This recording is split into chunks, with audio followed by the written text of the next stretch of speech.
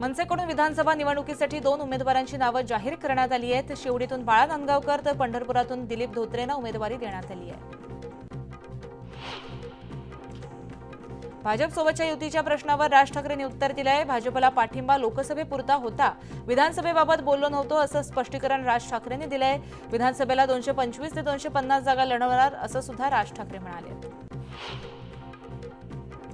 आरक्षणाचा मुद्दा म्हणजेच मतांचं राजकारण आहे, जातीच्या मुद्द्यावरून माथी भडकवण्याचं काम सुरू आहे असं वक्तव्य राज ठाकरेंनी केलंय। महाराष्ट्रात सर्व गोष्टी मुबलक आहेत, राज्यात आरक्षणाची गरजच नाही असं देखील राज ठाकरे म्हणाले। जातीपातीमध्ये राज्य विभागलंय, आरक्षणाचं राजकारण समजून घेतलं पाहिजे असं देखील राज ठाकरेंचं म्हणणं आहे। तर जातीच्या मुद्द्याला शरद पवारांनी हातभार लावू नये, महाराष्ट्राचं मणिपूर होणार नाही याची काळजी पवारांनी घ्यावी असं म्हणत राज ठाकरेंनी शरद पवारांवर निशाणा साधलाय। राज ठाकरे आजपासून धाराशिव दौऱ्यावर आहेत। विधानसभेचा आढावा घेण्यासाठी ठाकरे उद्या पदाधिकाऱ्यांची बैठक घेणार आहेत। धाराशिवमध्ये राज ठाकरे यांचे भावी मुख्यमंत्री असे बॅनर झळकवण्यात आले आहेत। शासनाचा निधी परप्रांतीयांवर खर्च होतोय असा आरोप मनसे अध्यक्ष राज ठाकरे यांनी केला होता। त्यावर वंचित बहुजन आघाडीचे अध्यक्ष प्रकाश आंबेडकर यांनी अशा लोकांवर टाळाकोट लागला पाहिजे अशी मागणी केली। समाज दुभंगेल अशी वक्तव्य करणाऱ्यांवर UAPA आणि राष्ट्रीय सुरक्षा कायदा लागला पाहिजे अशी सुद्धा टीका जी आहे ती प्रकाश आंबेडकर यांनी केली आहे। चांदीवाल आयोगाचा अहवाल महाविकास आघाडीच्या काळात आला, पण सरकार पडल्यानं तो सादर करता आला नाही, त्यामुळे फडणवीसांनी तो अहवाल जनतेसमोर सादर करावा अशी मागणी माजी गृहमंत्री अनिल देशमुख यांनी केली आहे। मुख्यमंत्री एकनाथ शिंदे आणि शरद पवार यांच्या बैठकीत अदानी समूहाचे अधिकारी उपस्थित होते अशी जोरदार चर्चा सुरू आहे। उद्धव ठाकरे आणि काँग्रेसचा अदानी समूहाला विरोध आहे, मात्र गौतम अदानी हे शरद पवारांचे जवळचे मित्र असल्यानं पवारांचा अदानींना विरोध नाहीये अशी माहिती मिळते। या मुद्द्यावरून महाविकास आघाडीतील बिघाडीची शक्यताही वर्तवली जाते। मुख्यमंत्री आणि शरद पवार यांच्या बैठकीमध्ये अदानी समूहाचे अधिकारी उपस्थित होते अशा जोरदार चर्चा सुरू आहेत। यावर अंबादास दानवेंनी प्रतिक्रिया दिली आहे। आम्ही एकत्र आहोत म्हणजे आमचे विचार एक असतीलच असं नाही, पवार हे कोणत्या विचारानं गेले माहीत नाही, पण शिवसेना भूमिकेवर ठाम आहे असं दानवे म्हणाले। आदित्य ठाकरे मुंबई महानगरपालिका आयुक्त भूषण गगराणी यांची भेट घेणार आहेत। वरळी मतदारसंघातील विविध प्रश्न यासोबत कोस्टल रोडवरील होर्डिंग संदर्भात देखील चर्चा करणार आहेत।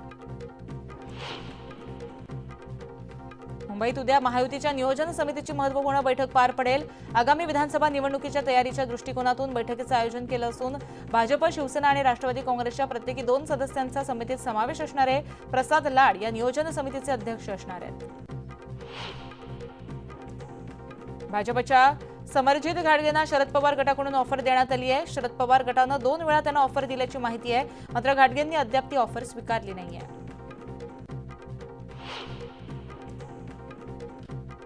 उबाठाचे नेते वरुण सरदेसाईंनी काँग्रेस नेत्यांची रविवारी भेट घेतली होती। वांद्रे पूर्वेची जागा उबाठा पक्षाला सोडण्याचा आग्रह शिवसेना उबाठानं वरुण सरदेसाईंमार्फत केल्याची माहिती मिळते। त्यावर स्थानिक आमदार जिशान सिद्दीकींनी प्रतिक्रिया दिली आहे। काँग्रेसला ठोस भूमिका घ्यावी लागेल, काँग्रेसच्या पक्षांतर्गत बैठकीला उबाठाचा नेता कसा काय येऊ शकतो असा सवाल जिशान सिद्दीकींनी उपस्थित केला आहे।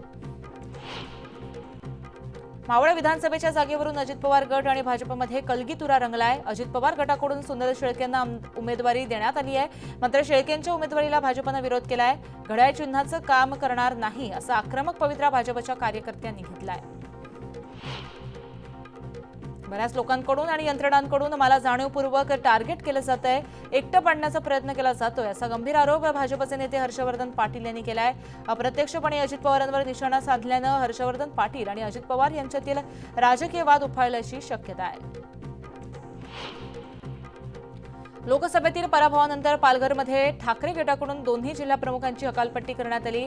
राजेंद्र पाटील आणि विकास मोरे यांची हकालपट्टी केल्यानंतर अजय ठाकूर आणि अनुप पाटील यांना जिल्हा प्रमुख पदाची जबाबदारी देण्यात आली आहे। सोलापुरात काँग्रेस पक्षाच्या नेत्यांकडून राष्ट्रवादी शरदचंद्र पवार गटाच्या मतदारसंघावरती दावा करण्यात आलाय। माढा विधानसभा संघावरून काँग्रेस आणि राष्ट्रवादी शरद पवार गटात रस्सीखेच होण्याची शक्यता आहे। माढा मतदारसंघातून मिनल साठे यांना उमेदवारी द्यावी अशी मागणी काँग्रेस कार्यकर्त्यांनी केली आहे। विधानसभेमध्ये विदर्भातून जास्तीत जास्त जागा निवडून आणण्यासाठी भाजपची मोर्चे बांधणी सुरू आहे। उपमुख्यमंत्री देवेंद्र फडणवीस गेल्या 4 दिवसांपासून नागपुरात टळ ठोकून आहेत। आजही नागपुरातील गजानन नगर इथं फडणवीसांच्या उपस्थितीत मालकी पट्टे वाटपाचा कार्यक्रम पार पडणार आहे। उद्धव ठाकरे 3 दिवसीय दिल्ली दौऱ्यावर जाणार आहेत। 6 ऑगस्टपासून 9 ऑगस्टपर्यंत उद्धव ठाकरे दिल्लीत असणार आहेत। यावेळी विविध राजकीय नेत्यांच्या भेटीगाठी होण्याची शक्यता वर्तवली जाते। विधानसभा निवडणुकीच्या जागा वाटपासाठी महाविकास आघाडीतील प्रमुख 3 घटक पक्षांची बैठक येत्या 7 ऑगस्ट रोजी मुंबईत पार पडणार आहे। तर माजी पंतप्रधान राजीव गांधी यांच्या जयंतीचं औचित्य साधत येत्या 20 ऑगस्टला राहुल गांधी, मल्लिकार्जुन खरगे, शरद पवार आणि उद्धव ठाकरे यांच्या उपस्थितीत मुंबईत महाविकास आघाडीचा मेळावा पार पडणार आहे। विधानसभेला महाविकास आघाडीत सर्वाधिक जागा मिळवण्यासाठी काँग्रेसची तयारी सुरू झाली आहे। रमेश चेन्नीथला आगामी काळामध्ये बैठक घेणार असून विदर्भ, पश्चिम महाराष्ट्र आणि मुंबईतील जागांवर काँग्रेस दावा करण्याची शक्यता आहे। चेन्नीथला सर्व नेत्यांशी चर्चा करून मतदारसंघ निश्चित करणार आहेत। येत्या विधानसभा निवडणुकीमध्ये अहमदनगर लोकसभा मतदारसंघातील 5ही जागांवर भाजप आणि मित्रपक्षांच्या युतीचे उमेदवार निवडून आणणार असा दावा भागवत कराड यांनी केलाय। त्यासाठी एकजुटीनं काम करावं असं आवाहन देखील भागवत कराड यांनी कार्यकर्त्यांना केलंय। कोणत्याही मालमत्तेला वक्फ मालमत्ता घोषित करण्याच्या वक्फ बोर्डाच्या अधिकारांवर सरकार नियंत्रण आणण्याच्या प्रयत्नात आहे। शुक्रवारी झालेल्या केंद्रीय मंत्रिमंडळ बैठकीमध्ये वक्फ कायद्यातील 40 दुरुस्त्यांवरती चर्चा झाली। या मंडळावर महिलांनाही सहभाग त्यांचा जो आहे तो सुनिश्चित करावा अशी सुधारणा असणारं विधेयक आज संसदेत सादर करण्यात आलंय।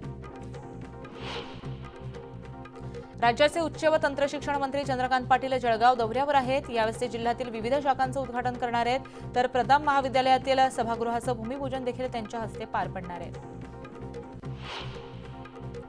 पॅरिस ऑलिम्पिकमध्ये मिळालेलं यश हे महाराष्ट्रासाठी सन्मानपूर्वक आहेच, मात्र संपूर्ण देशासाठी ही अभिमानाची गोष्ट आहे असं मत केंद्रीय युवक कल्याण व क्रीडा राज्यमंत्री रक्षा खडसे यांनी व्यक्त केलंय। तसंच येणाऱ्या काळामध्ये खेळाडूंना जास्तीत जास्त सुविधा देण्यासाठी सरकार कटिबद्ध असल्याचं सुद्धा रक्षा खडसे म्हणाले।